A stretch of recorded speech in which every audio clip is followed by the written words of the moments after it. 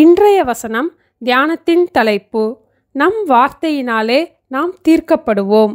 மத்தேயு 12ஆம் அதிகாரம் 37ஆம் வசனத்தில், ஏனெனில் உன் வார்த்தைகளினாலே நீதிமான் என்று தீர்க்கப்படுவாய், அல்லது உன் வார்த்தைகளினாலே குற்றவாளி என்று தீர்க்கப்படுவாய் என்று இயேசு கூறினார்.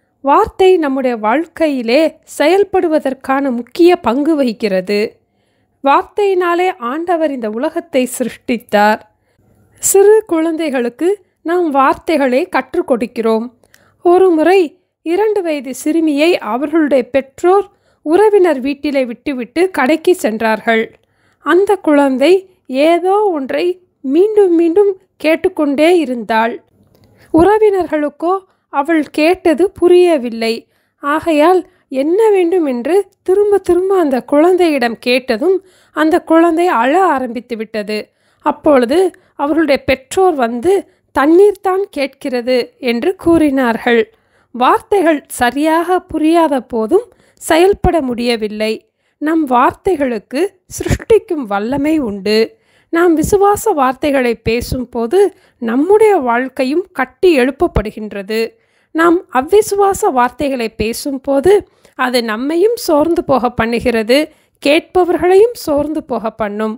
ஆகவே இதை அறிந்த தாவீது சங்கீதம் 19ஆம் அதிகாரத்திலே, கர்த்தாவே, என் வாயின் வார்த்தைகளும் என் இருதயத்தின் தியானமும் உமது சமூகத்தில் பிரீதியாயிருப்பதாக என்று ஜெபிக்கிறார்.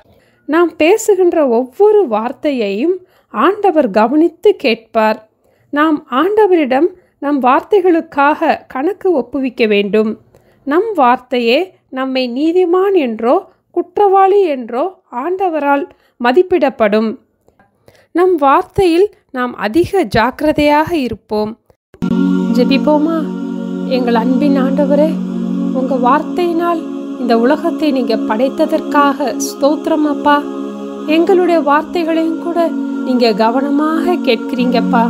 எங்களுடைய வார்த்தைகளினால் எங்களை தீர்க்கிறவரே, எங்கள் வாயின் வார்த்தைகளும் எங்கள் இருதயத்தின் தியானமும் உங்கள் சமூகத்தில் பிரீதியாக காணப்பட பேசுவதற்கான ஞானத்தை தந்து எங்களை போதிக்க வேண்டுமாய் இயேசுவின் நாமத்தில் ஜெபிக்கிறோம் பிதாவே, ஆமேன்.